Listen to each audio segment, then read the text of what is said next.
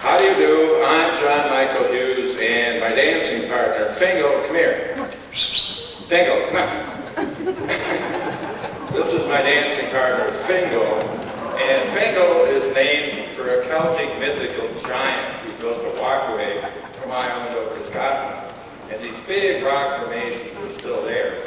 And there's also a famous Fingal's Cave up in the Hebrides of Scotland. And this Celtic mythical giant is kind of like a Paul Bunyan of Scotland. And I'm a wandering minstrel, and I've wandered from an Irish town, St. Paul, Minnesota.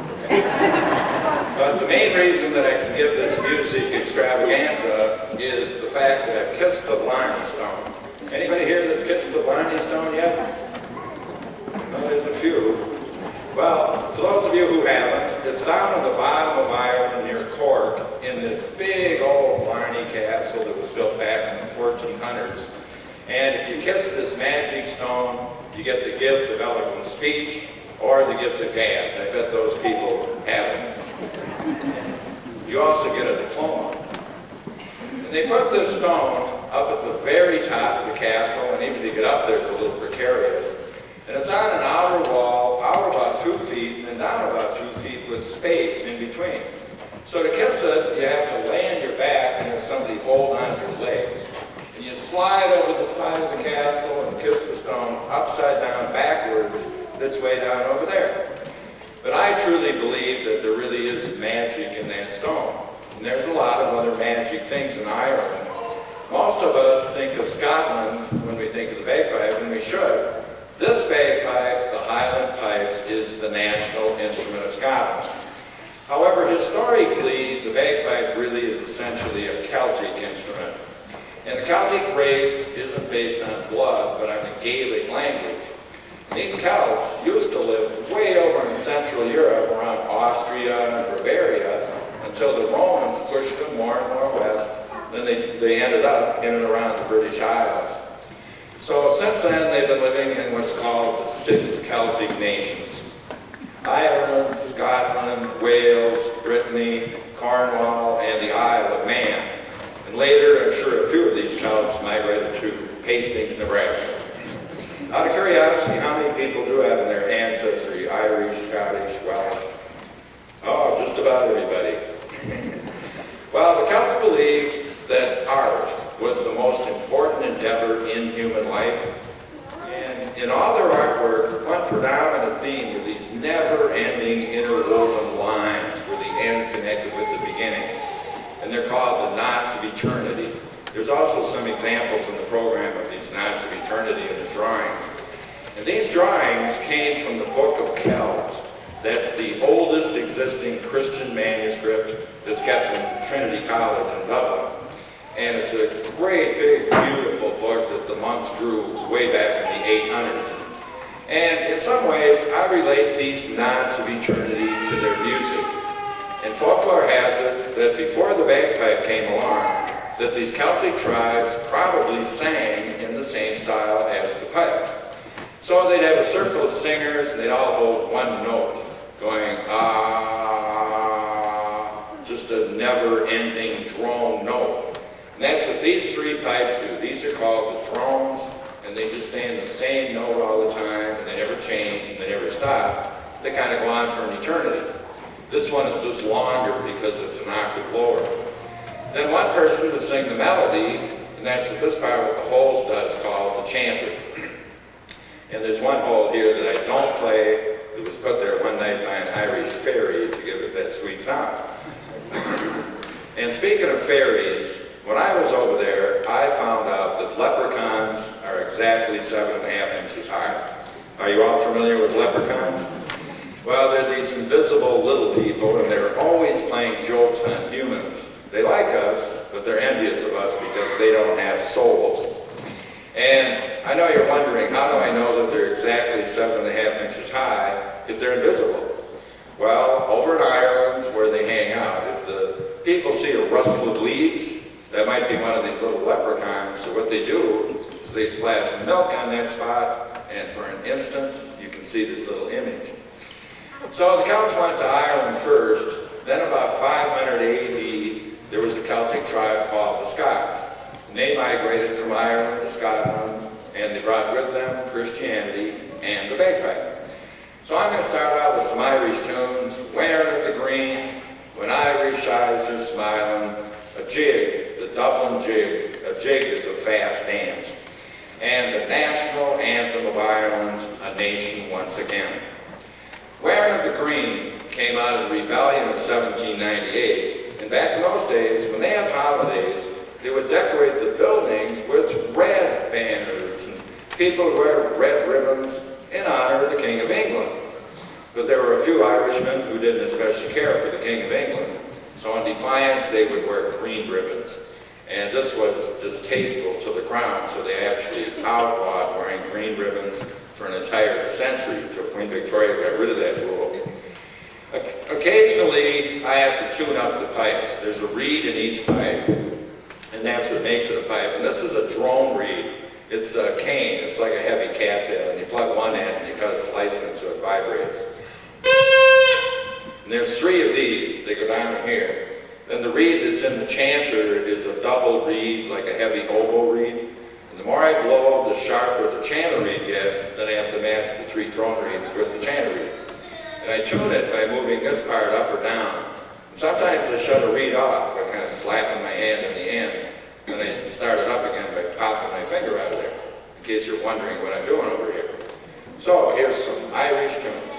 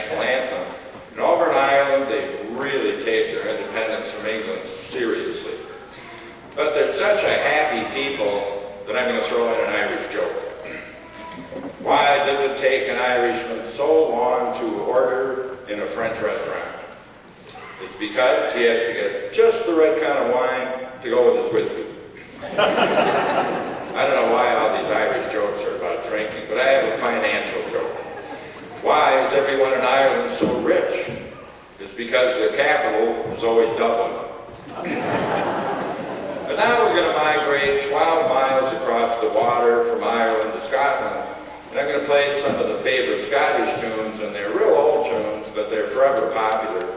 And actually, most of the music that I play in the pipes is just centuries old. The first one is called the Thistle of Scotland, and the thistle is their national flower. And you probably have seen it. The farmers around here don't like this particular flower, but you probably have seen it. It's got a purple crown-looking flower and a lot of sharp thistles. And I heard a story how it became the national flower. About 900 years ago, some Danish Vikings sailed over to Scotland to burn, pillage, etc. They were sneaking up on this village at night, and they came to a castle with a moat. So they took off their heavy footgear to swim across the moat. But it was dark out, and as it turns out, there wasn't any water in the moat, but instead it was filled with all these sharp thistles growing in there. So when they hit these thistles, they yelled out in pain, woke up the whole village. The village was saved from the Vikings, and so they dedicated the thistle as the national flower of Scotland. Then I'll play a tune that you always hear in parades when the bagpipe band comes down the street, the national tune of glory, Scotland the Brave. It's not their national anthem, but it might as well be. And then a couple of tunes by their national hero poet, Robbie Burns. And how many countries have a poet as a national hero? But they really like this guy over there. He wrote hundreds of poems and collected bits and pieces of the peasants' music and put them together.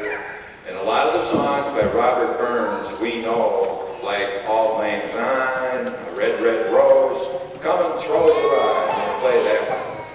And they celebrate his birthday on January 25th. It's a big holiday.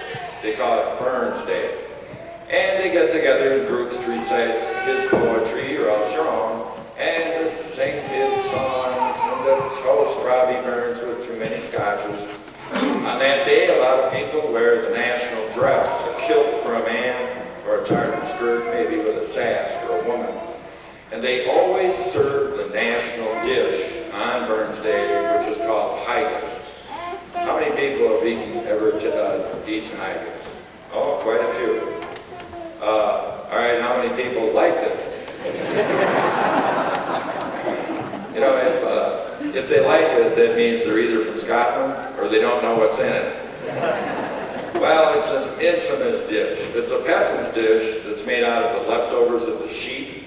Namely, it's the ground up lungs and liver and heart of the sheep mixed with oatmeal and onions. Then they put it on the sheep's stomach, boil it for 4 hours, and season it with a splash of scotch. And being from Minnesota, I put it in the same category as lutefisk. But they love it over there. I think you have to grow up with it. And when they serve this glorified peasant's dish on Burns Day, the national dish of Scotland, it's a big ceremony. The chef is let out of the kitchen by the piper, who always plays "A man's a man for a that." In this song, Robbie Burns declares that if you're an honest, hard-working guy, even if you're poor, you're just as equal to anybody else in the world. And this is really why they like him so much. He stood for equality and justice, and he would bring things out in such a fun, witty way. If he wanted to make jabs at the British establishment, he would use the old Gaelic words and phrases that they didn't quite catch on to. And there's another guy in Scotland that everyone just dearly loves, and that's Bonnie Prince Charlie. Back in the 18th century, there was a little argument going on between England and Scotland about who the rightful king should be. And most of the Scots favored Bonnie Prince Charlie Stuart. There was a lot of fighting and hard feelings over this issue for about a half a century. It was called the Jacobite Rebellion.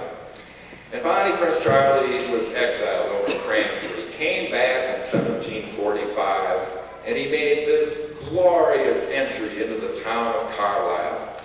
He was on a big white horse, magnificently dressed. The crowds were cheering, and he was led into town by 100 pipers.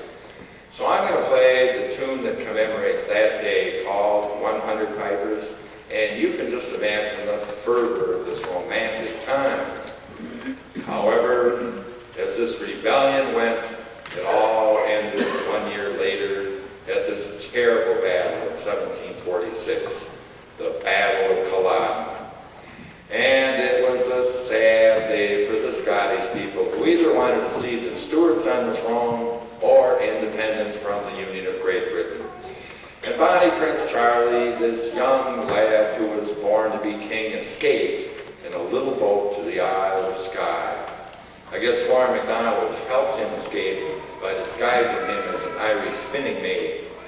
So I'm going to play this sad song called the Skyboat Song, and you know, everywhere that I travel, when I run into people from Scotland, this particular tune brings tears to their eyes, because they're still waiting for bonnie Prince Charlie to come back to continue the fight. So here's some Scottish tunes on Scotland's national instrument in Scotland's national church.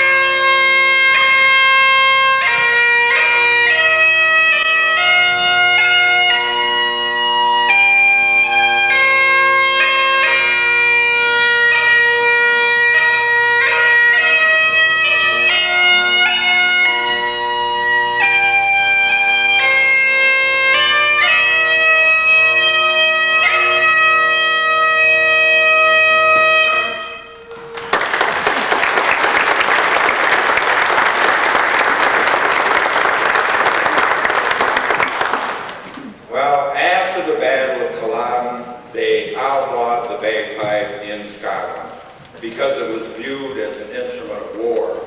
And they also outlawed the kilt and anything that was tarred and colored because that represented the clans, and the British were trying to get rid of the clan system. The word tartan is the color scheme that represents the clan, and the Celts have been wearing multicolored clothes since ancient times, and the kilt is an offshoot of the Roman tunic. And just a couple hundred years ago, this was all one piece. It was a great big piece of cloth about 12 feet long. And to put it on in the morning was a real hassle. You would lay the belt down first, and then the cloth, and then lay on it, and make the pleats yourself under your back, and try to get the belt around there to hold them, and then wrap all this excess around you. And looking back, we call that the great kilt. And back then, sometimes they would call it a blanket, because they would also use it as a blanket. And there's about 300 major clans and tartans, and the tartan that I'm wearing today is the MacDonald tartan, and there's several MacDonald clans, and that's the biggest group. But this was really an important thing for these clansmen. It was their identity and their way of life, and can you imagine that they would actually outlaw wearing this for almost 40 years with severe penalties?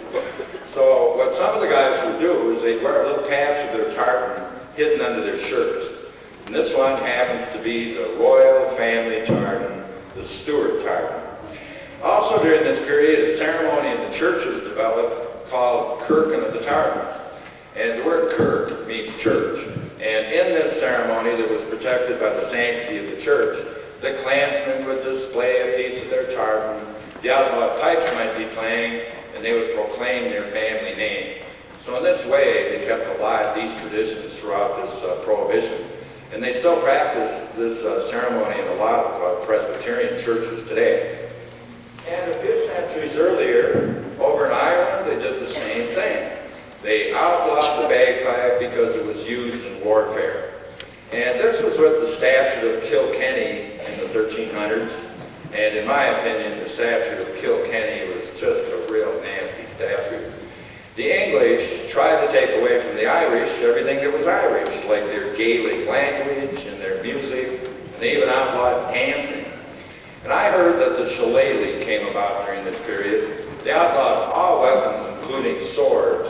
So the guys would use roots of trees to practice sword fighting. Then they'd use it like a walking stick. And the stick kept getting shorter and the handle bigger. And eventually, the shillelagh turned into being a regular weapon. But the Irish just happened to love the sound of the pipe so much. What they did, according to some historians, is they got around the wording of the law and they developed another style of bagpipes called the uilleann pipes. And uilleann in Gaelic means elbow. So this kind of a bagpipe, you don't blow, you pump with your elbow. It's got kind of a fireplace bellows here, and you pump the air into the bag over there. But technically, this is a lowland pipe. This one happens to have a harmonizing drone. There is another set of pipes actually called the uilleann pipes that are kind of complex. They have switches on each drone to change the pitch of each one. And there's a lot of different kinds of bagpipes. Sometimes they call this style the parlor pipes, to be played inside, sitting around your living room. Whereas you might have guessed, those other Highland pipes are an outdoor instrument. But you couldn't really use this kind of a bagpipe in warfare anyway. For one thing, it's too quiet, and for two, you sit down and play it. So I'm going to play two tunes on these little pipes. The first one is a lament. A lament is a sad, mournful type song. It's called Lord Lovet's Lament. Lord Lovet was a leader in that Jacobite rebellion on the side of Bonnie Prince Charlie, and he survived that terrible battle of Culloden. However, because he betrayed the British king, shortly after they beheaded him at the Tower of London. And I wouldn't doubt if they played this tune at his funeral. He also had the distinction of being the last person in history to be beheaded at the Tower of London. And since I'm leading into the subject of warfare, I'm going to play an Irish tune called The Minstrel Boy, which is about a young musician who goes off to war. This instrument I kind of wear.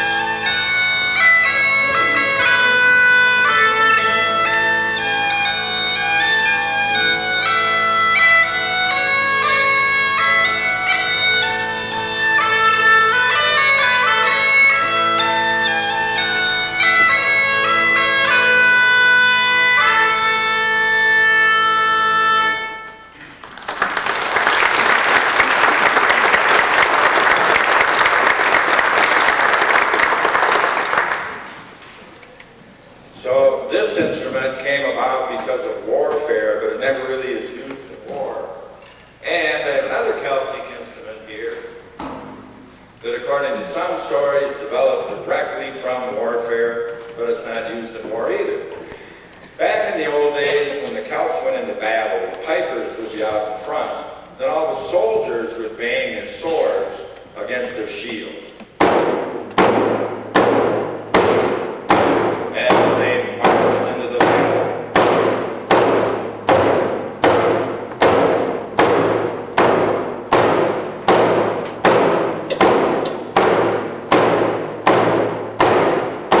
So they developed a drum out of this concept, and it looks like a shield. And this is called a bohdran, and this is a tipper. And today, and for centuries, this is the major percussion instrument that's used over there for traditional music. And other kinds of instruments that they use are button accordions and fiddles and flutes and tin whistles and bouzouki, which is kind of a guitar mandolin. And a couple of different harps. That little harp is the Gaelic harp, which is the national instrument of Ireland. And there's a picture of it on all their coins, which tells you something about their culture. And the Welsh national instrument also is a harp, a big one that has triple strings. And one thing that they do a little differently over there is the musicians, instead of being up on a stage, generally just sit with everybody else, and anybody that wants to join in is encouraged to. They're just a real musical group of people. And when I was over there, I went to a lot of different music places, and quite a few of the amateur show type. And one thing did surprise me in Scotland. It seemed like one of their favorite songs was I Left My Heart in San Francisco. I heard it over and over. So this is how you play the bohdran.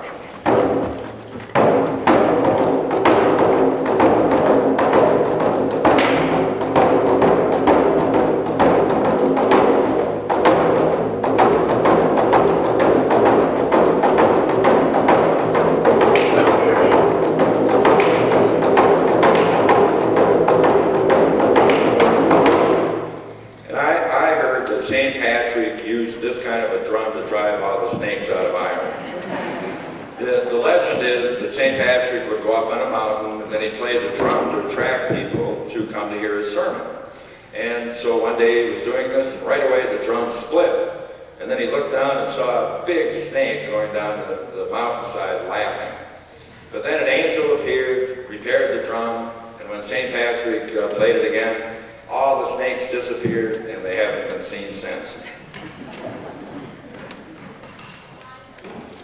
I did not make up that story.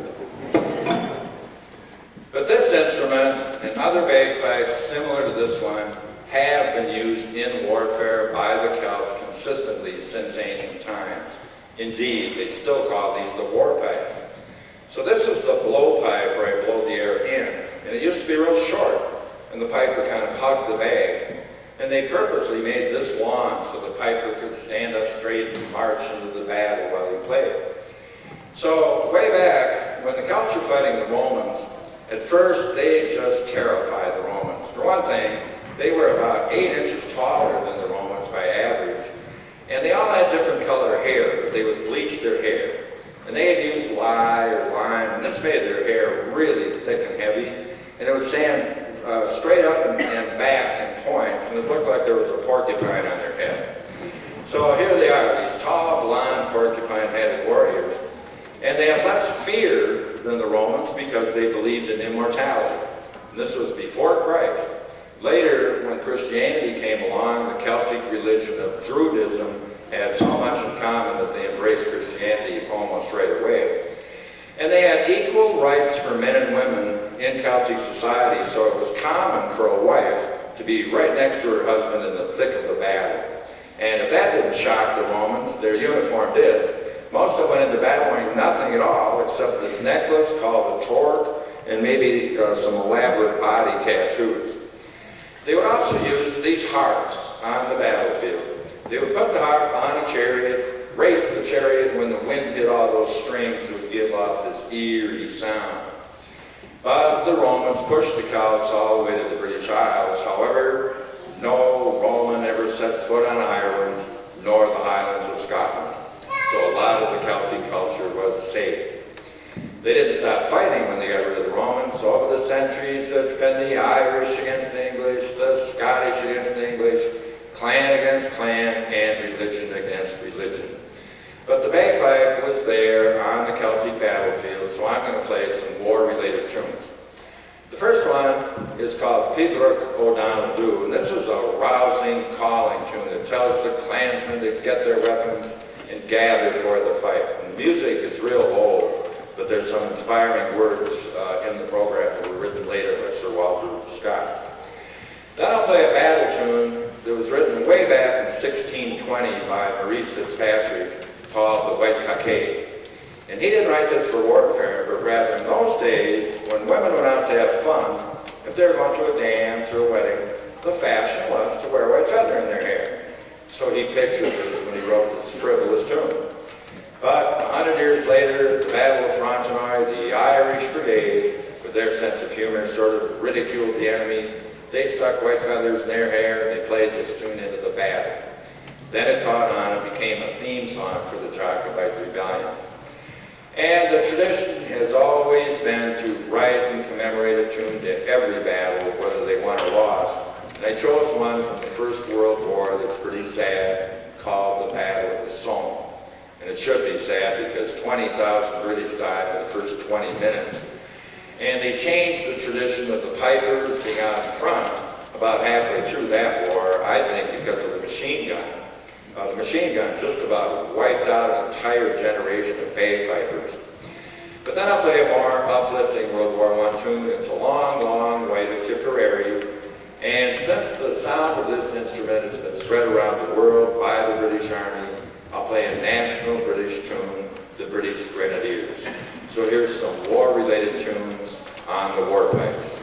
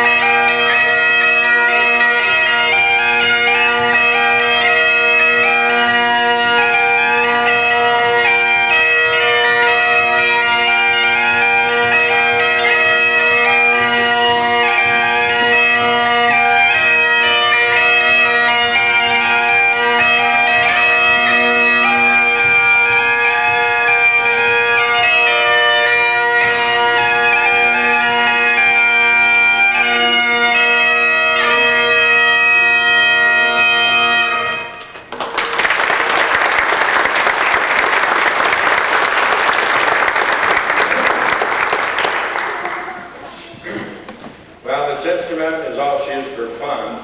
Not that the Celts didn't think that warfare was fun. They looked at a battle like it was a sporting event. But another kind of fun is dancing.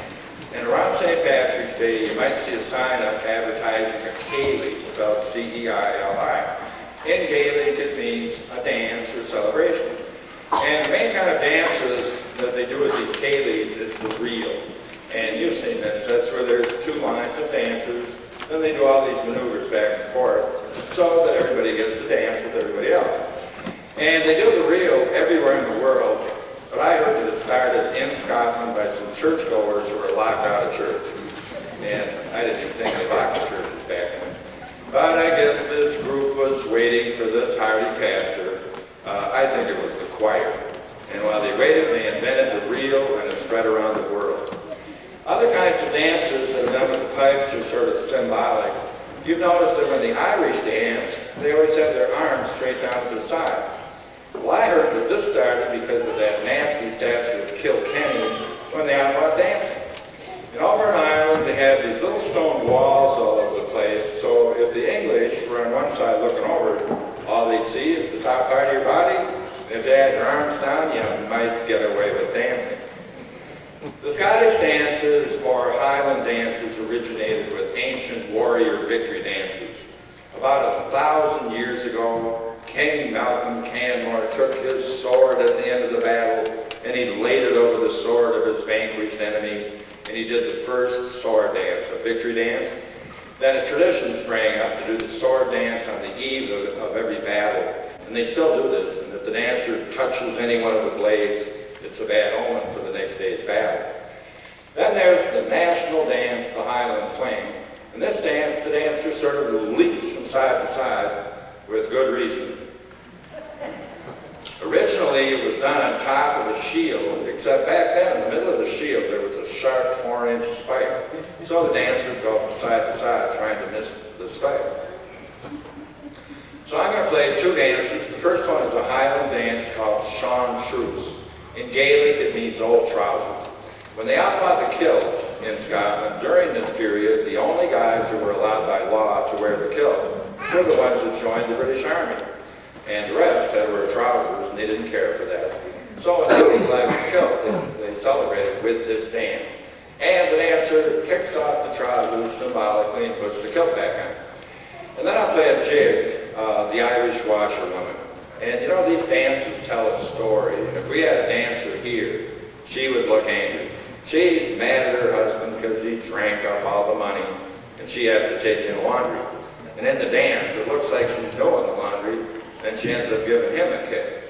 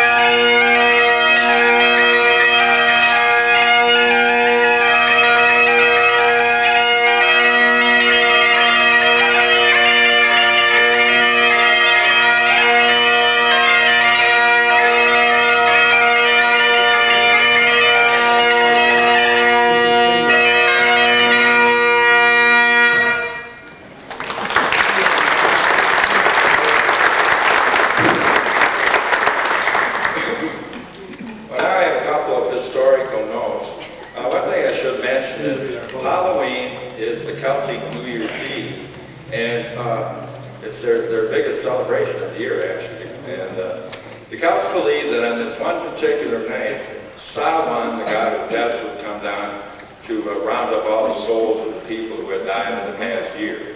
However, all these souls were allowed to go out and visit friends and relatives on this night, and that's where we get the ghosts. And they also had a form of trick-or-treating. They would have a procession led by a guy in a white robe with a horse's head who represented the god Garryowen. And they would go door to door collecting food for the next day's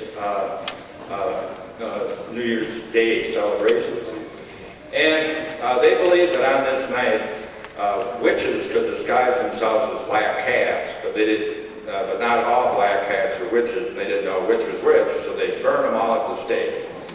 And a few days before Halloween, the Druids, who were the priests, would tell everybody to let their fires die out at home. Then on New Year's Eve, they would build a big sacred bonfire, and everyone would get some of this holy flame to relight their fires at home to ward off danger for the coming year. But this to change the subject. This instrument is one of the oldest known to mankind, but the oldest evidence is an archaeological find in Iraq. They dug up this guy who they call the Piper of Ur, and I think he was a Celt. He was buried with 2 silver pipes, and they date him and the pipes in 3000 BC.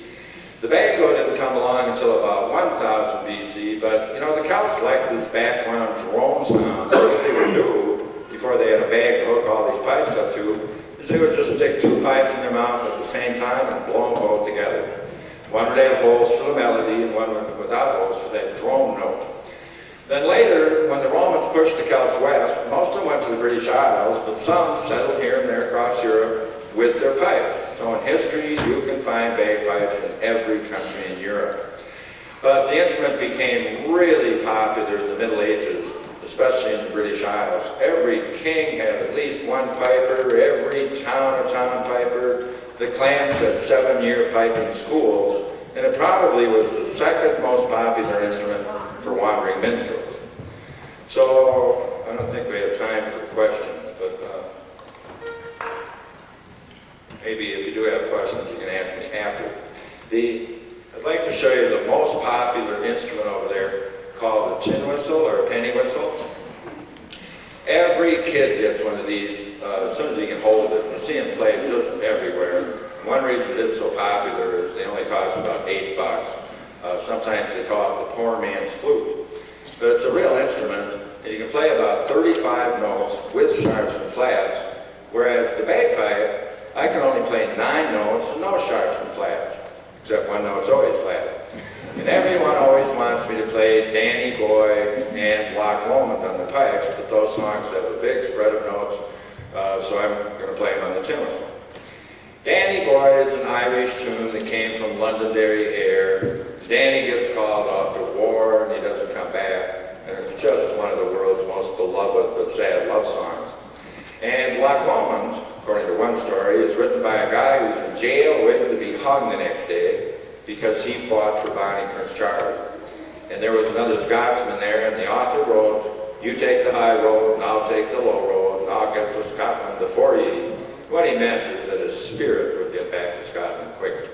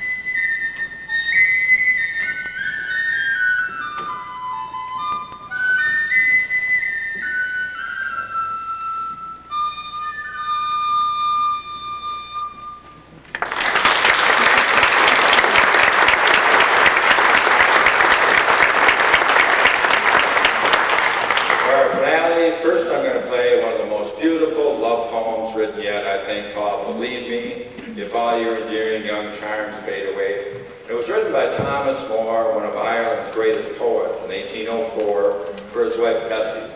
Bessie was a beautiful, young, aspiring actress, but then she came down with this terrible, incurable skin disease, and it ruined her career, so he wrote this beautiful poem for her. The whole poem's on the back of the program. Then I'll play the oldest song that I know, and you might know it from church. It's in the hymnal. Some churches call it Lord of the Dance, who had danced in the morning, and it's known as Simple Gifts.